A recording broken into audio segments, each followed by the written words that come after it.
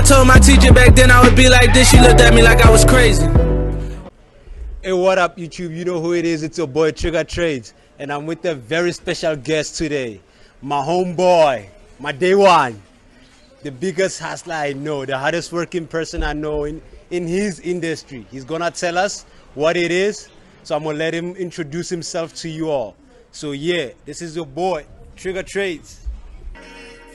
I'll tell you why I feel, still won't understand. Focused on myself, now I'm a different man. Every day I pray, God had a different plan, different path. I was on my own, I know that wouldn't last. The name is KABO Majapache, formerly known as KABO. Yeah, that's as much as I could say.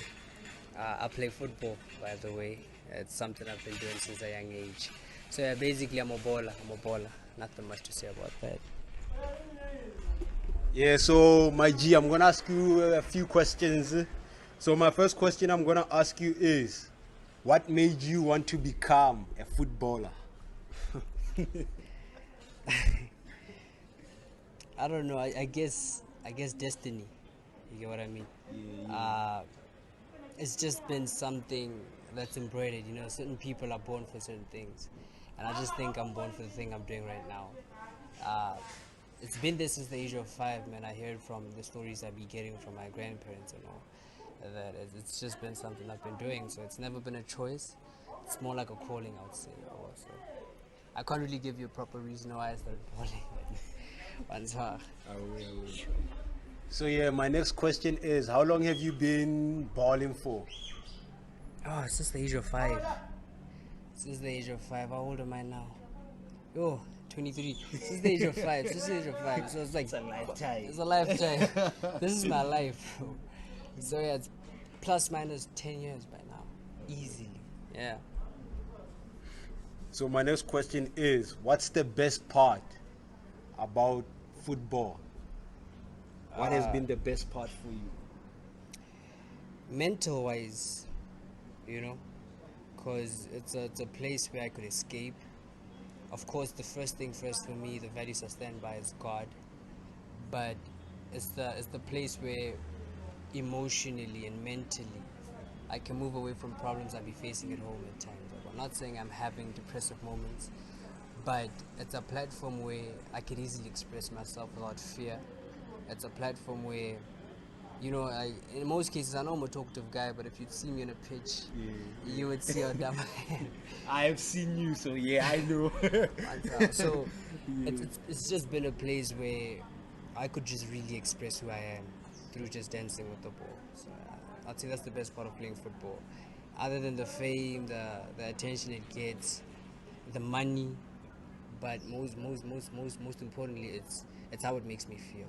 You get what I mean? Yeah, there's just something about balling. So yeah. Beautiful. So what were the challenges that you have come across while being a football? Like, give us just, you don't have to name all of them, just one or two. Hey, banana. Gazala. Lekati, my future. Discipline. But it's the corrupt system of being a baller in South Africa. I'd say that's the first thing first, you know. People be paying to get into clubs. Not all of them. Some people are really good. Some people get there fairly. But people are paying to get jobs. Tryouts are unfair. When you do go to tryouts, there's like a bunch of people. There are billions of people there. You don't even get a fair chance. You know, football is turned into a money scheme where you can make academies and make money of kids. And just raw talent and talent that needs to be built it's not given a chance, you know. And I'm one of those people. Luckily, I got a chance to get in an academy. But if it weren't for that, if the academy wasn't fair, who knows where I would have been. I would have most probably given up on the street. So I'd say the challenges I'm facing is the corrupt system that's just surrounding football, you know. From one baller to the other. You get what I mean? Yeah, I do, I get you. So yeah, I'll say that's one of like my challenges. But if you want me to list another, I mean, it would be diet, it would be proper pitches, It would be all the facilities. If you want me to list another, I mean, it would be diet, it would be proper pitches, it would be all the facilities that kids in Europe have that we don't have in Africa. I mean, for us just to at least even imitate what the pros do, you lack resources, you lack proper guidance and coaching, you lack so much that it seems almost impossible to make it in this game. And if you don't even stay in Gauteng, what are the odds? What are the odds? So the structure of football in SA needs to be rethought of. They need to go back to the drawing board on how to really spot talent and growing it. I mean, let's look at our respective sports, such as cricket, such as rugby most importantly. I mean, a kid from Valcom can be something, a kid from Gqeberha can be something, but you don't feel the same way when it comes to bowling, you know. So just resources, funding. I mean, there's a lot. It's a whole lot. It's a lot. But yeah, those are one of the few challenges I'd say I face as a footballer, and the mental side of it too. Because there's days where you honestly want to give up. And there's days where throwing in the towel would be the easiest thing to do, but it's not an option if you're chasing a dream, you know. Yeah. So yeah, Maji. Awe, beautiful. I love it, man. I love it. So I want you to just give us some words of inspiration. Like, what would you tell the youngings coming behind you, like, to keep them pushing, to keep them motivated? Yo. First thing first is God first. Above all, God first. Establish who you are in God and truly get that relationship with Him, you know. And then second thing is know people. You know, know people, having people that are doing the same thing that you're doing, and you see them going too, and you look at the next person and you say, he's not giving up. It makes it easier for you to keep pushing. But not saying you have to be codependent. You don't have to depend on anyone to chase your dream. But meeting people likely minded, it goes a long way. It's not far fetched, to be honest. You know? So surround yourself with people that are doing the same thing and are passionate and have the same drive. And then thirdly, God, man, because I would have given up on this thing multiple times. I've given up. I'm not even gonna sit here and act like I'm the most mental, consistent person. Multiple times I've given up. But I sit there and something just tells me, yo, go do it again. Go train. I don't want to train, but for some reason I'm training. I don't want to text girls because I want to train. Where does that come from? It's the principles I get from reading, of course, God's word and living by it. I mean, you know by now, you know, some of the stories I've shared with you and the journey that I've taken. But God above all, and you get this piece of really enjoying your craft, because a lot of people are doing it for money. A lot of people are doing it for fame. A lot of people are doing it for so many different reasons. But when your reasons are based on the principles of God and you're doing it for God, it becomes different. And even though you don't make it, you rest at night knowing that whenever you step on a pitch, there's somebody you inspiring, you know. So whatever you do, don't do it for people, don't do it for money, do it for the love. That's the only way you'll find yourself going an extra mile, doing for what you're doing. So God, man, God in everything. I can't really say much. You know. There's so much to just get from reading God's word and doing it. So yeah, man, I'm more of like a spiritual being than I actually look. So yeah, that's my motivation for the youth. I appreciate it, man. I appreciate it a lot. And we'll close it right there, cut it off right there. But if anybody wants to check you out on the socials, where can they follow you? Your Instagram handles or Facebook? You know. Yo. Am I even on socials? Am I continuing socially on my story? But maybe somebody's inspired out there and they wanna reach out, you know. And I don't even be posting much. That's the problem. But my Facebook account is KABO, KABO. I don't know how, but it just happened. Yeah. Then my Instagram, you can search 62 years KABO. You know, funny story behind that name, but yeah. So those are the two platforms where you will find me. But I'm hardly online. I go online and go offline. Like 8 months, then come back after a week.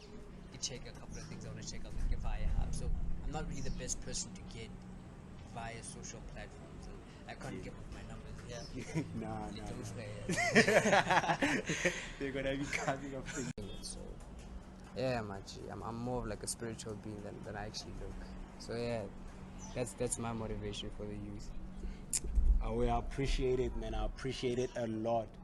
And we'll close it right there, cut it off right there. But if anybody wants to check you out on the socials, where can they follow you? Your Instagram handles or Facebook? You know. Yo. Am I even on socials? Am I socially on my story? But Maybe somebody's inspired out there and they wanna reach out, you know. and I don't even be posting much. That's the problem. But my Facebook account is KABO, KABO. I don't know how, but it just happened. Yeah. Then my Instagram, you can search 62 years KABO. You know, funny story behind that name, but yeah. So those are the two platforms where you will find me. But I'm hardly online. I go online and go offline. Like 8 months, then come back after a week. You check a couple of things I want to check out like via app. So I'm not really the best person to get via social platforms. And I can't give up my numbers. Yeah. Nah. Don't swear. They're gonna be coming after you now, these ladies. It's a problem. But yeah, those are my social platforms. I will thank you very much. As you guys have heard everything, I hope you guys are inspired by this, man. I brought out one of the hardest working guys I know. So yeah, shout out to him and wishing him blessings, man, in this life, man. Absolutely. I hope, my G, you achieve your dreams, bro. And then we can do this in a couple of years. Couple of months. Or months, yes. Months, yes. I'm getting old. Okay, I'm gonna cut that part out. I hope to see you in a couple of months, my G. Do this interview again, and then we'll be in a better space. Definitely, life would be different at the time. So yeah, man. You forgot one question. Away. What is the future? What if right now might be predicted in the future? That's the most important. What does the future hold? That's true. That's true. Can you answer it then? Answer it, your own question. Interview but I must not make sure he. It's make sure. It's make sure. But what the future holds, only God knows. I can't give off any specifics by now. But it's something I'm going to say in public right now. This year or even 3 years from now. But I don't want to give it years. Because I feel like this year is honestly my year. You might just see me on billboards. You might just see me as the next big thing. I might just not be unapproachable. You might look for a number, and you might get my assistance.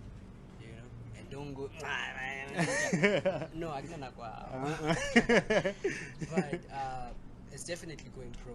You know, I like to speak things into existence, and I believe because a lot of people, because I'm behind the scenes now, so a lot of people not see me do a lot. They think I'm not doing much, but I'm just saying, let's count a couple of months from now, and let's see what God has. Absolutely. That's what the future holds. Absolutely. I appreciate it, my G. Anyways, we're done with the interview. You know what it is. It's your boy Trigger Trades again, and make sure to like and subscribe on this channel. I'm with my boy KABO, and we are outside. Started with $1 and a dream. This one for all the people that said I couldn't do it. You know the best feeling in the world?